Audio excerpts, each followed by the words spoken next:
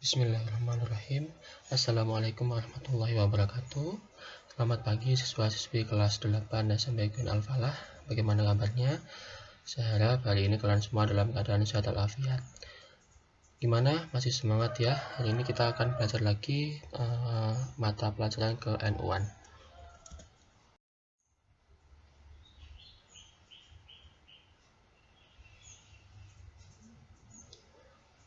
Materi kita hari ini yaitu tentang usaha Nahdlatul Ulama mempertahankan dan mengembangkan Ahlus Sunnah wal Jamaah. Sebelum masuk ke materi, kita berdoa dulu. Semoga dalam pembelajaran ke N1 hari ini kita diberi kelancaran dan juga diberi ilmu yang bermanfaat. Amin.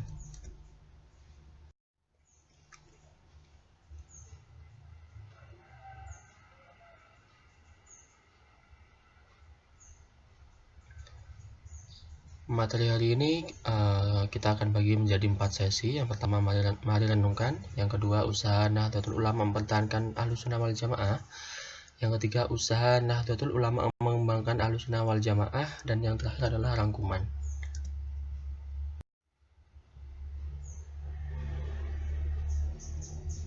Oke, mari kita renungkan dulu.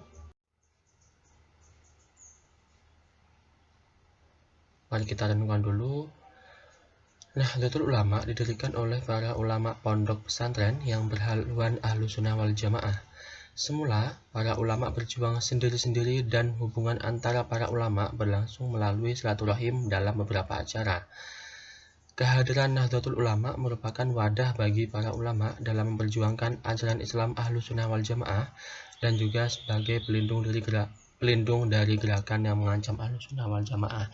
Jadi sebelum ada Nahdlatul Ulama dulu, para ulama atau para kiai pengasuh pondok pesantren itu sendiri-sendiri dalam berjuang mempertahankan atau mengembangkan Ahlus Sunnah wal Jamaah. Jadi kiai yang di Kediri ataupun di Nganjuk ataupun di wilayah-wilayah yang lain itu beliau para kiai itu berjuang sendiri-sendiri, dan para kiai atau para pengasuh pondok ini hanya bertemu kalau ada acara tertentu seperti acara haul, imtihan atau tutup tahun pelajaran, walimah atau resepsi atau kenduri, dan seringkali dipererat dengan besanan atau saling mengambil menantu. Jadi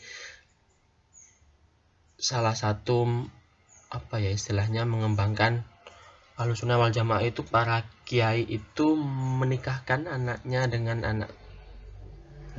anak kiai yang lain. Jadi untuk mempererat tali silaturahmi antar ulama, seperti itu.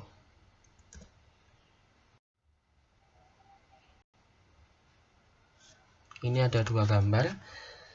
Yang pertama yang di sebelah kiri itu ada acara tahlilan. Jadi sebuah tradisi NU Nahdlatul Ulama untuk bersama-sama mendoakan kepada yang sedang memiliki hajat. Kalau di tahlilan itu biasanya yang ditahlili atau yang didoakan itu orang-orang yang sudah meninggal. Jadi ditujukan kepada seseorang atau yang sudah meninggal, seperti itu. Biasanya kalau tahlilan seperti itu. Ini mungkin agak berbeda ya. Jadi setiap daerah itu punya sebutan masing-masing. Bisa tahlilan, kenduri ataupun beda ataupun yang lain itu. Ini tergantung dengan wilayah tempat tinggal kalian masing-masing. Lalu yang kedua yang atas itu ada peringatan haul Husmi atau Kiai Haji Hamim Jazuli. Ini juga salah satu acara atau kegiatan Nahdlatul Ulama, itu peringatan haul.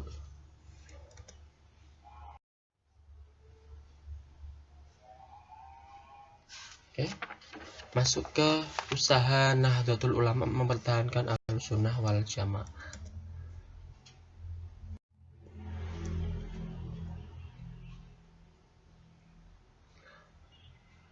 Terdapat sebuah gerakan kelompok pembaru yang banyak dipengaruhi paham Wahabi, didukung penguasa baru di Saudi Arabia.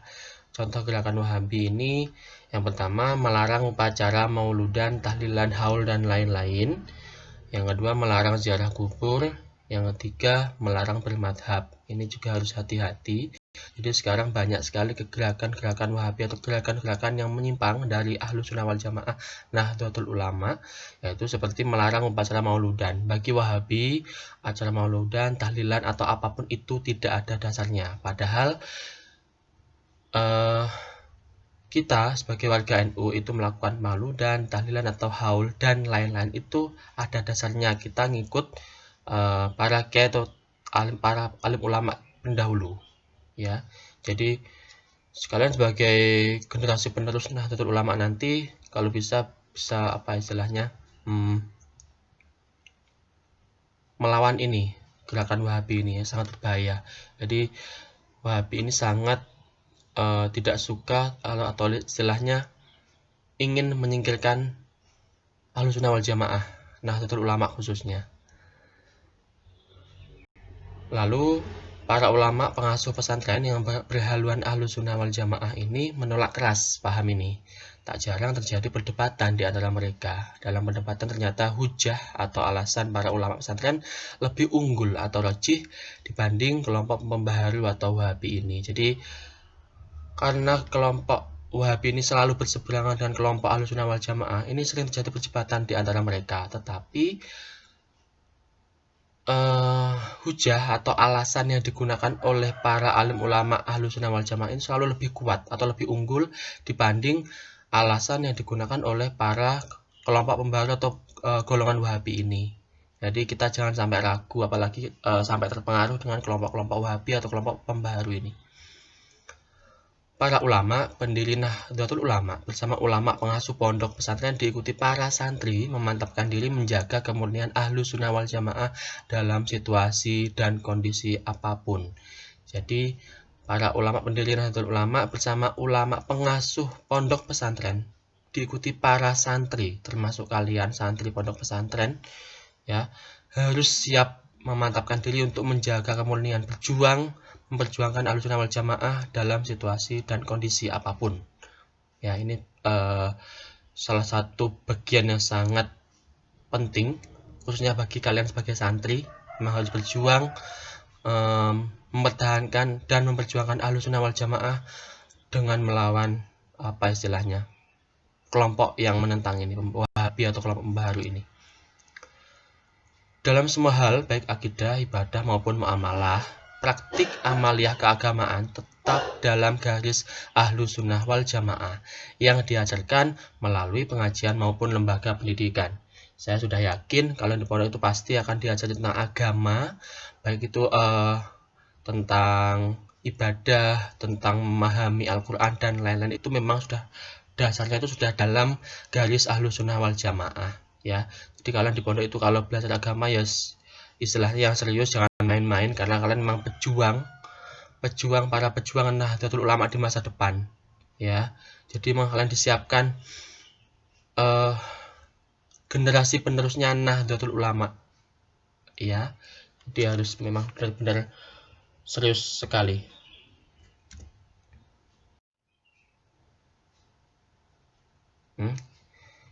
Ini ada foto Basul Masail se-Jawa Madura di Pondok Pesantren Al-Falah, Pelosok Kediri. Dalam berbagai kesempatan, Nahdlatul Ulama ini selalu mengedepankan kegiatan Basul Masail untuk memecahkan berbagai masalah yang ada dalam masyarakat. Jadi NU itu selalu mengedepankan Basul Masail atau istilahnya membahas masalah-masalah yang sedang dipermasalahkan di tengah masyarakat. Jadi NU selalu seperti itu, mengedepankan Basul Masail atau membahas masalah-masalah yang ada.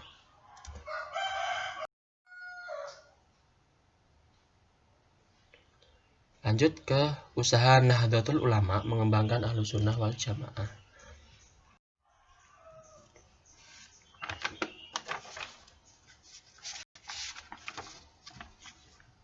Ajaran Ahlus Sunnah wal Jamaah digali langsung dari Al-Quran, As-Sunnah, Al-Ijma, dan Al-Qiyas.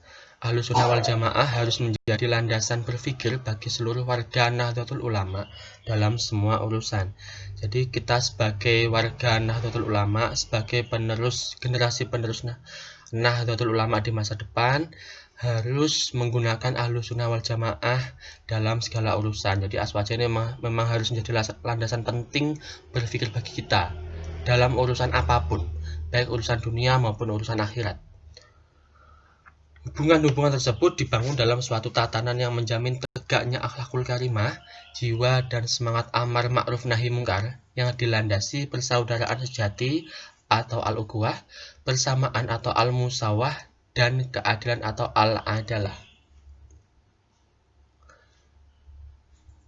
Berbagai cara yang dilakukan Nahdlatul Ulama untuk mengembangkan Ahlussunnah wal Jamaah. Yang pertama, meneliti kitab-kitab di pondok pesantren.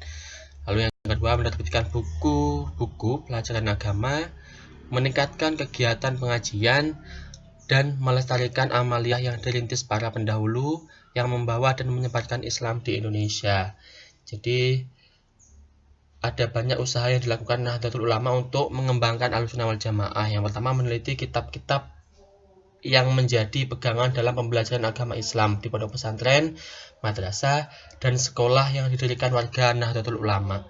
Yang kedua, menerbitkan buku-buku pelajaran agama sebagai bacaan bagi seluruh umat Islam. Ini yang poin kedua, tolong hati-hati di saat kalian beli buku, khususnya buku agama, entah itu beli langsung ataupun di online shop, harus diteliti dulu bukunya ini memang buku sudah sesuai dengan Ahlussunnah wal Jamaah atau bukan.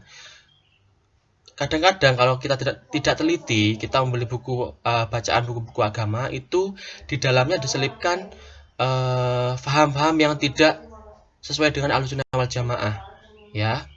Seperti paham tadi yang pemberontak, paham Wahabi ataupun yang lain, ini tolong hati-hati. Yang kedua, kalau dalam membeli buku pelajaran agama, tolong lebih hati-hati lagi.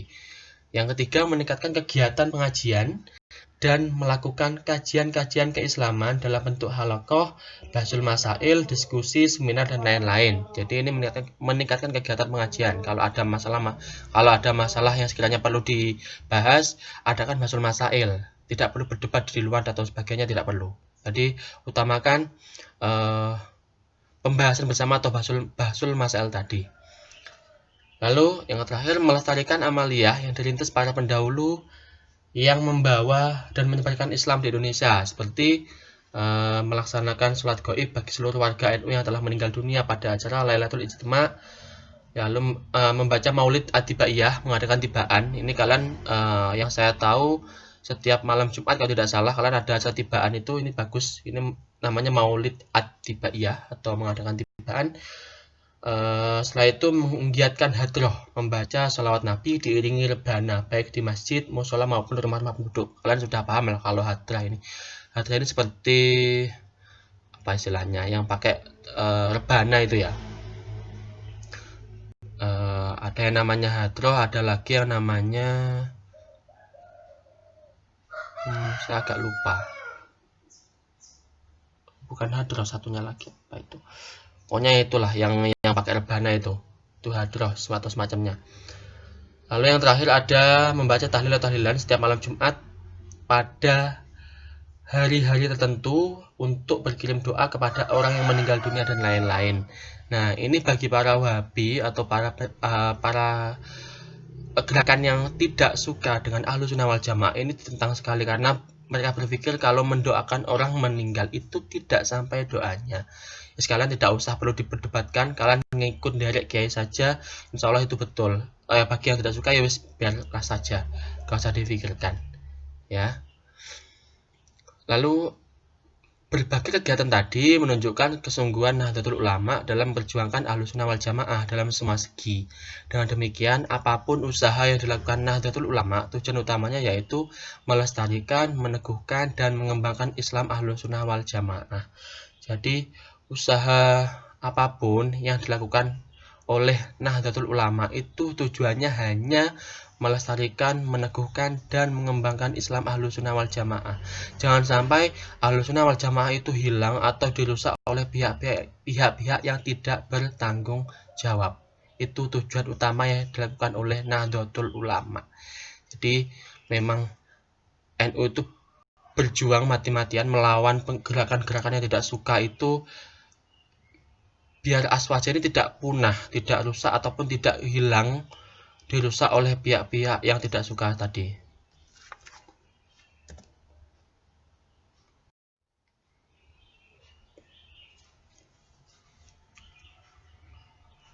Oke, sudah masuk ke bagian terakhir atau rangkuman.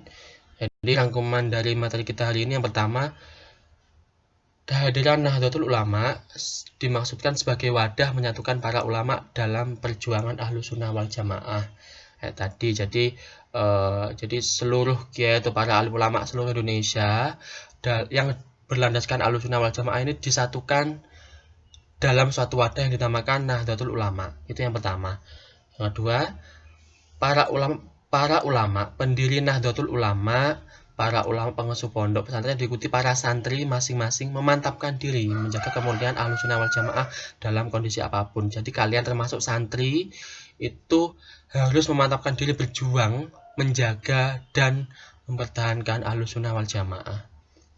Lalu yang ketiga, ada beberapa upaya Nahdlatul Ulama dalam mengembangkan Ahlus Sunnah wal Jamaah. Tadi meneliti kitab-kitab di pondok pesantren, menerbitkan buku-buku pelajaran agama dengan berlandaskan Ahlus Sunnah wal Jamaah, meningkatkan kegiatan pengajian kayak Basul Masail, diskusi, halaqah, seminar dan lain-lain, seminar yang memang berlandaskan Ahlus Sunnah wal Jamaah. Lalu yang terakhir, melestarikan amaliyah Nahdlatul Ulama, ya, kayak tibaan, tahlilan, hadroh ataupun yang lain itu dipertahankan, jangan sampai hilang. Pertama, kalian harus santri memang harus mempertahankan amaliyah NU ini.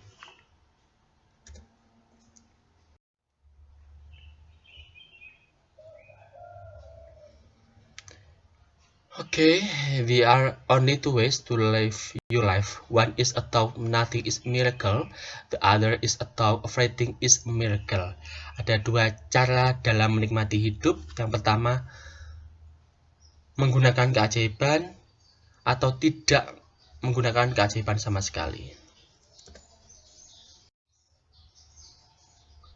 Oke, sekian materi kita mapel KN1 hari ini. Apabila ada kesalahan saya mohon maaf. Nanti kalau ada yang perlu ditanyakan bisa langsung menghubungi guru KN1-nya masing-masing. Sekian saya akhiri. Assalamualaikum warahmatullahi wabarakatuh.